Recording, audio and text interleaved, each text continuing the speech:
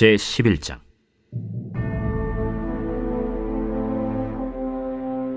아하시아의 어머니 아달랴가 그의 아들이 죽은 것을 보고 일어나 왕의 자손을 모두 멸절하였으나 요람 왕의 딸 아하시아의 누이 여호세바가 아하시아의 아들 요아스를 왕자들이 죽임을 당하는 중에서 빼내어 그와 그의 유모를 침실에 숨겨 아달랴를 피하여 죽임을 당하지 아니하게 한지라.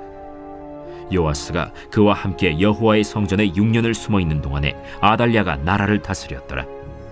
7째 해에 여호야다가 사람을 보내 가리 사람의 백부장들과 호위병의 백부장들을 불러 데리고 여호와의 성전으로 들어가서 그들과 언약을 맺고 그들에게 여호와의 성전에서 맹세하게 한 후에 왕자를 그들에게 보이고 명령하여 이르되, 너희가 행할 것이 이러하니 안식일에 들어온 너희 중 3분의 1은 왕궁을 주의하여 지키고 3분의 1은 수능문에 있고 3분의 1은 호위대 뒤에 있는 문에 있어서 이와 같이 왕궁을 주의하여 지키고 안식일에 나가는 너희 중 2대는 여호와의 성전을 주의하여 지켜 왕을 호위하되 너희는 각각 손에 무기를 잡고 왕을 호위하며 너희 대열을 침범하는 모든 자는 죽이고 왕이 출입할 때 시할지니라. 백부장들이 이에 제사장 여호야다의 모든 명령대로 행하여 각기 관할하는 바 안식일에 들어오는 자와 안식일에 나가는 자를 거느리고 제사장 여호야다에게 나아오매 제사장이 여호와의 성전에 있는 다윗 왕의 창과 방패를 백부장들에게 주니 호위병이 각각 손에 무기를 잡고 왕을 호위하되 성전 오른쪽에서부터 왼쪽까지 제단과 성전 곁에 서고 여호야다가 왕자를 인도하여 내어 왕관을 씌우며 율법책을 주고 기름을 부어 왕으로 삼으매 무리가 박수하며 왕의 만세를 부르니라. 아달랴가 호위병과 백성의 소리를 듣고 여호와의 성전에 들어가 백성에게 이르러 보매 왕이 규례대로 단 위에 섰고 장관들과 나팔수가 왕의 곁에 모셔 섰으며 온 백성이 즐거워하여 나팔을 부는지라. 아달랴가 옷을 찢으며 외치되, 반역이로다, 반역이로다. 제사장 여호야다가 군대를 거느린 백부장들에게 명령하여 이르되, 그를 대열 밖으로 몰아내라. 그를 따르는 자는 모두 칼로 죽이라 하니 제사장의 이 말은 여호와의 성전에서는 그를 죽이지 말라 함이라. 이에 그의 길을 열어주매 그가 왕궁의 말이 다니는 길로 가다가 거기서 죽임을 당하였더라. 여호야다가 왕과 백성에게 여호와와 언약을 맺어 여호와의 백성이 되게 하고 왕과 백성 사이에도 언약을 세우게 하매 온 백성이 바알의 신당으로 가서 그 신당을 허물고 그 제단들과 우상들을 철저히 깨뜨리고 그 제단 앞에서 바알의 제사장 맏단을 죽이니라.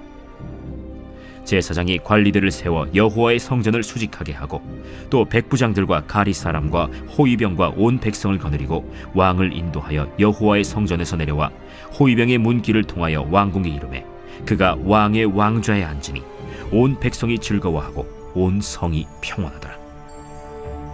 아달랴를 무리가 왕궁에서 칼로 죽였더라. 요아스가 왕이 될 때 나이가 7세였더라. 제12장.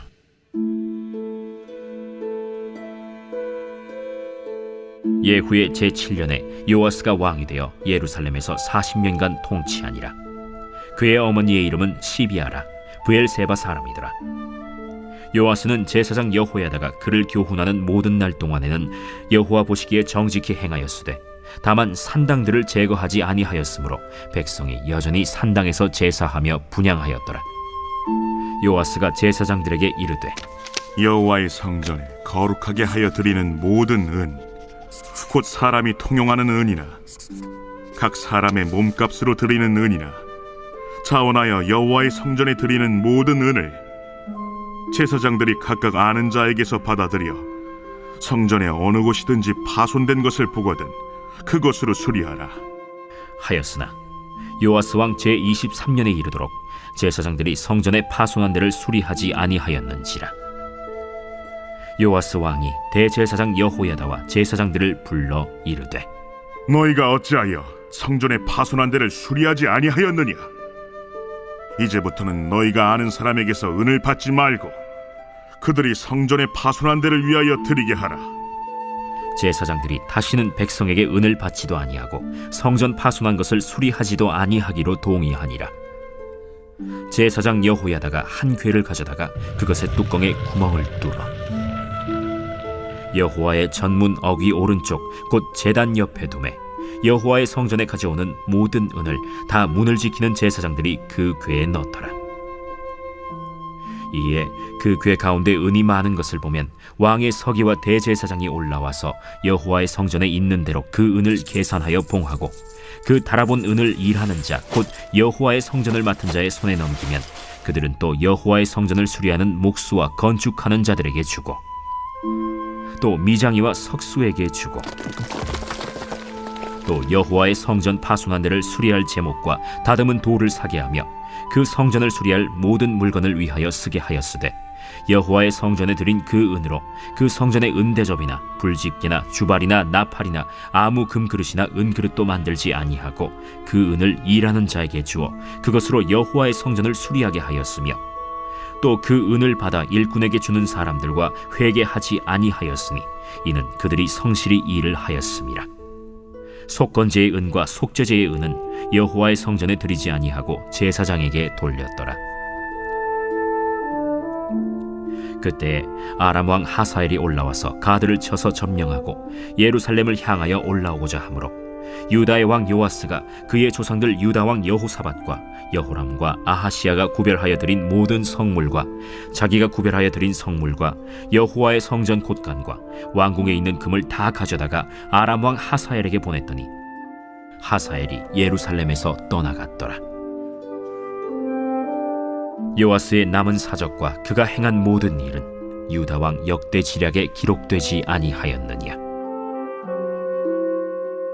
요아스의 신복들이 일어나 반역하여 실라로 내려가는 길가의 밀로궁에서 그를 죽였고 그를 쳐서 죽인 신복은 시므아세 아들 요사갈과 소멜의 아들 여호사밧이었더라. 그는 다윗 성에 그의 조상들과 함께 장사되고 그의 아들 아마샤가 그를 대신하여 왕이 되니라. 오늘 함께 읽으신 11장은 남유다의 8번째 왕인 요아스가 어떻게 왕이 되었는지 그 과정을 기록하고 있으며 12장의 말씀은 7살이라는 어린 나이에 왕이 된 요아스가 어떻게 나라를 다스렸는지에 대해 말씀하고 있습니다. 먼저 11장에 보시면 자신의 아들 아하시야가 죽자 어머니인 아달랴는 왕의 자손들을 모두 몰살하였습니다. 즉 아달랴 자신이 왕위에 오르고 그뿐만 아니라 자신이 왕위에 오를 경우 왕자를 노릴 수 있는 인물들을 미리 제거해 버린 것이죠. 이러한 일들은 왕위 계승 과정에서 종종 일어나곤 하였습니다. 한 예로 역대하 21장에 보시면 그녀의 남편이었던 유다왕 요람도 왕위에 오른 후 아우들을 모두 죽였습니다. 어쨌든 그리하여 아달랴는 왕위에 오르게 되었고 6년 동안 나라를 다스리게 됩니다. 그러나 이처럼 왕자들이 아달랴에게 살해되는 와중에 아하시야의 누이, 즉 아달랴의 딸인 여호세바가 아하시야의 자기 동생의 아들인 요아스를 어머니 몰래 빼내어 침실에 숨겼고 덕분에 요아스는 겨우 아달랴를 피하여 목숨을 건질 수 있게 되었습니다. 이처럼 아달랴가 나라를 다스리는 6년 동안 여호세바의 남편인 제사장 여호야다는 요아스를 보호하고 성전에서 6년 동안 그를 키우게 됩니다. 그리고 드디어 요아스가 7세가 되던 날 그는 쿠데타를 모의하고 실행에 옮기게 됩니다. 여호야다는 대제사장이었을 뿐만 아니라 아달랴의 사위였기 때문에 왕이 가장 신임하는 인물이었고 정치적 영향력도 대단했습니다. 따라서 결과적으로 여호야다의 쿠데타는 성공하게 됩니다. 그리하여 아달랴는 결국 왕위에서 쫓겨나게 되었을 뿐만 아니라 왕궁에서 비참하게 칼에 맞아 죽게 되었고 그녀의 뒤를 이어 요아스가 7살이라는 어린 나이에 왕위에 오르게 됩니다. 즉 아달랴로 인해 잠시 단절되었던 다윗 왕조의 맥이 다시 이어지게 되는 순간이 찾아온 것입니다. 그런데 생각해 보십시오. 7살 어린 아이가 뭘 알겠습니까? 아니 이제 말도 겨우 튀었을 나이인데 아직 노는 게 가장 좋고 가장 어울리는 나이인데 그가 어떻게 나라를 다스릴 수 있었겠습니까? 우리가 잘 아시다시피 우리나라 야당인 국민의힘 당대표가 이준석 씨 아닙니까? 그가 처음 당대표가 되었을 때 엄청난 화제를 불러일으켰습니다. 왜냐하면 그의 나이 겨우 37살이었기 때문입니다. 37살의 나이에 국가의전 서열 8위에 오른 것도 엄청난 화제가 되었는데, 그리고 다들 놀랐는데 7살 아이가 왕위에 오른다니 나라가 과연 어떻게 될까? 나라가 돌아가기는 할까? 얼마 못 가겠지 하고 생각할 수밖에 없을 텐데요. 12장 1절에 보시면 요아스는 7살의 왕이 되어 무려 40년 동안 나라를 통치하고 다스리게 됩니다. 40년 동안 다스리고 통치하였다는 것은 그가 그래도 나라를 잘 이끌었음을 우리는 볼 수 있게 되는데요. 과연 7살 어린 나이에 요아스는 어떻게 나라를 40년 동안이나 다스릴 수 있었을까요? 우리 2절의 말씀을 함께 같이 읽어보겠습니다. 2절입니다. 12장 2절입니다. 시작. 요아스는 제사장 여호야다가 그를 교훈하는 모든 날 동안에는 여호와 보시기에 정직히 행하였으되. 아멘. 그렇습니다. 우리가 아무리 생각해도 7살이라는 어린이가 정치를 하고 나라를 다스린다는 것은 그림이 잘 그려지지 않습니다. 즉, 주변 사람들의 역할이 매우 중요할 수밖에 없겠죠. 다시 말하면 7살밖에 되지 않은 왕이었기에 당연히 누군가는 어린 왕을 지도하며 섭정하는 사람이 있어야만 했습니다. 그래서 요아스의 생명을 보전하면서 그를 왕위에 앉히는 데 큰 공을 세운 왕의 고모부가 되는 대제사장 여호야다가 바로 그런 역할을 했던 것입니다. 즉 요아스는 대제사장 여호야다의 지도를 받게 되었고, 그리고 받을 수밖에 없었고, 여호야다의 지도로 인해 그는 여호와 보시기에 정직히 행하였다라고 평가를 받게 된 것입니다. 그렇다면 대제사장인 여호야다는 어떤 사람이었습니까? 그는 하나님의 언약을, 하나님의 약속을, 하나님의 뜻을 따랐던 사람입니다. 생각해 보십시오. 그가 쿠데타를 일으켜서 왕에서 끌어내린 아달랴는 다름 아닌 자신의 장모님이었습니다. 아달랴가 사위인 자신을 미워해서 원한을 품었던 것도 아닙니다. 여러 가지 상황들을 종합해 볼 때 오히려 아달랴는 사위이자 대제사장인 여호야다를 신뢰하였습니다. 그럼에도 불구하고 여호야다는 조카에 불과한 요아스를 6년 동안 보살폈으며 그가 왕이 되었을 때 옆에서 잘 지도하였습니다. 이는 그가 요아스를 앞세워 자기 마음대로 하고자, 즉 실세로서 권력을 쟁취하기 위해 요아스를 이용한 것이 아닙니다. 그가 요아스를 왕으로 세우고 옆에서 요아스를 잘 지도한 이유는 바로 왕은 하나님의 약속대로 다윗 왕조에서 이어져야 함을 그는 알고 있었기 때문입니다. 그리하여 아달랴로 인해 잠시 끊어졌던 다윗 왕조의 맥은 여호야다의 지도를 받은 요아스를 통하여 다시 회복하게 된 것입니다. 이처럼 여호야다는 가족보다 하나님의 뜻을 더 중요하게 생각한 사람이었습니다. 자신의 권력보다 하나님의 계획을 더 중요하게 생각하는 사람이었습니다. 자신의 권력보다 한마디로 그는 하나님의 뜻과 일치한 삶을 살았던 사람이라고 할 수 있습니다. 그렇다면 우리는 어떻습니까? 우리는 하나님의 뜻보다 나의 가족을 더 중요하게 생각하지는 않습니까? 하나님의 계획보다 나의 성공을 더 중요하게 생각하지는 않습니까? 그래서 이것이 분명 하나님의 뜻이 아님을 알고는 있지만, 하나님이 기뻐하시지 않는 길임을 인식하고는 있지만, 나의 가족의 유익을 위해, 나의 성공을 위해 모른 채 하며 어쩔 수 없이 그 길을 계속해서 걸어가고 있지는 않습니까?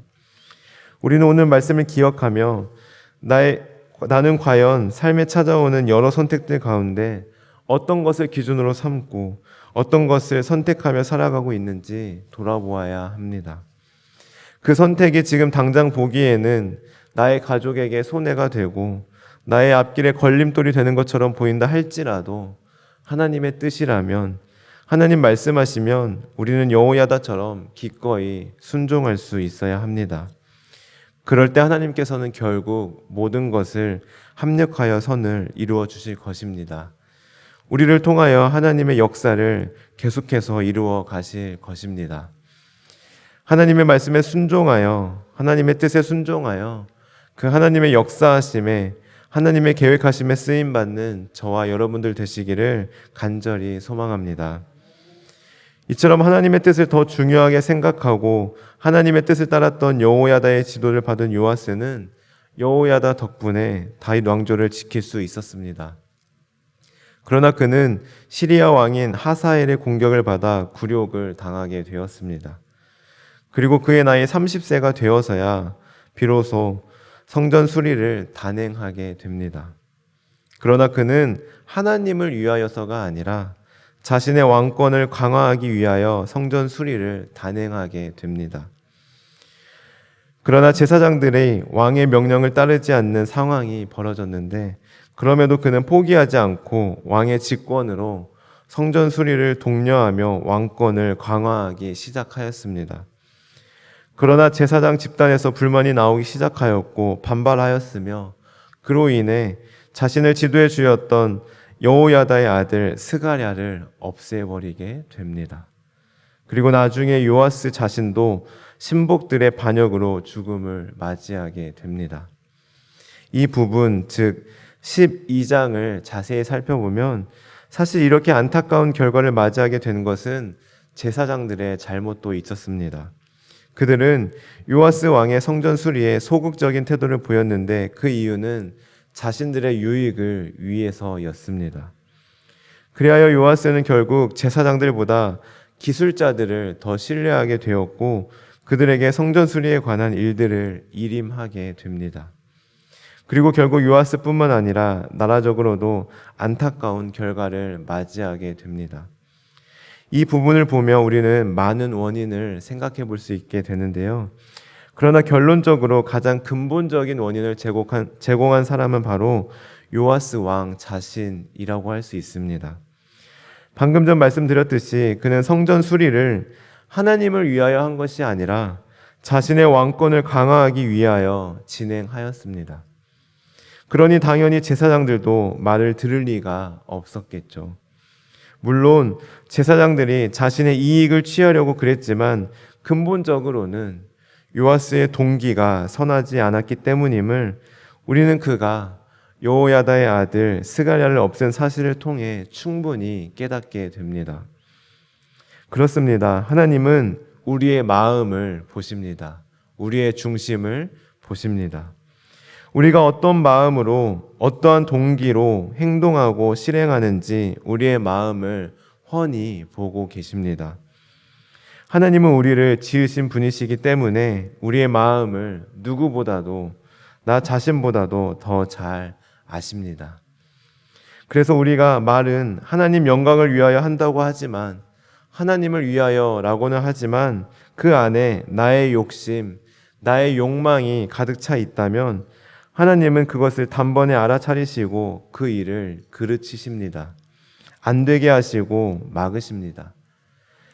그래서 우리는 하나님 앞에 늘 순수해야 합니다. 하나님을 속이려고 마음 먹어서도 안 됩니다. 우리는 절대로 하나님을 속일 수가 없습니다. 사랑하는 성도 여러분, 올 한 해를 마무리하고 새해를 준비하며 여러분은 어떤 계획을 준비하고 계십니까? 혹시 그 계획이 진정 하나님의 영광을 위한 일이십니까? 아니면 나의 욕망을 위한 일입니까? 하나님의 영광이라는 포장지로 그럴듯하게 잘 포장했지만 막상 그 포장지를 열어보았을 때 그 안에 나의 욕망이 담겨 있지는 않습니까? 이 시간 나의 마음을, 나의 진심을 하나님께 솔직하게 내어놓고 하나님 앞에 순수하게 살아가는 저와 성도님들 되시기를 간절히 소망합니다. 기도하시겠습니다. 하나님, 저희들 오늘 말씀을 통하여 어떻게 우리의 삶을 계획하고 살아가야 하는지 깨닫게 하시니 감사드립니다. 하나님, 저희들 우리 가족의 유익보다 나의 성공보다 하나님의 뜻을 먼저 구하고 하나님의 계획하심에 순종하며 살아가게 하옵소서. 그리하여 우리를 통하여 하나님의 역사하심이 이어지게 하옵소서. 하나님, 그러기 위해 우리의 마음이 순수해지길 원합니다.